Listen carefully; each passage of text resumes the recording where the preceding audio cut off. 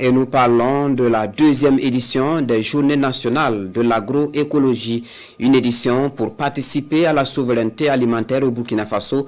Les journées se sont clôturées le 23 décembre dernier à Ouagadougou. Le point avec Moussaki. Après 48 heures de communication et d'exposition, la deuxième édition des Journées nationales d'agroécologie s'achève par la remise des prix aux meilleures structures engagées dans la promotion de l'agroécologie au Burkina Faso. Dans le domaine de l'engrais, le premier prix revient à l'entreprise Obtenga Nogo. L'entreprise Bioprotect s'adjuge le premier prix dans la catégorie biopesticides. Le premier prix dans la catégorie produits crus et transformés est attribué à l'entreprise Yalmani. Nous, Bioprotect, personnellement, on a été lauréat du premier prix dans la catégorie biopesticides.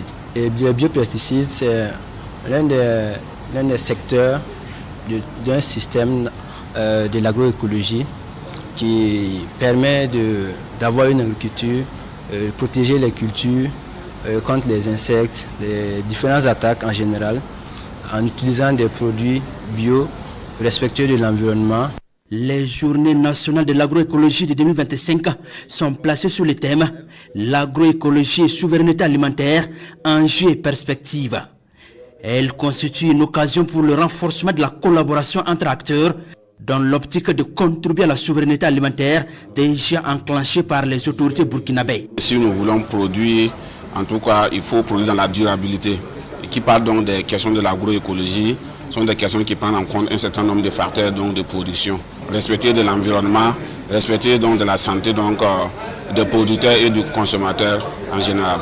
À l'issue de cette deuxième édition des Journées nationales de l'agroécologie, des recommandations sont formulées pour l'opérationnalisation du suivi du développement agroécologique au Burkina Faso. Il s'agit entre autres de l'amélioration des rendements dans les domaines agricoles et la protection des valeurs écologiques au Burkina Faso.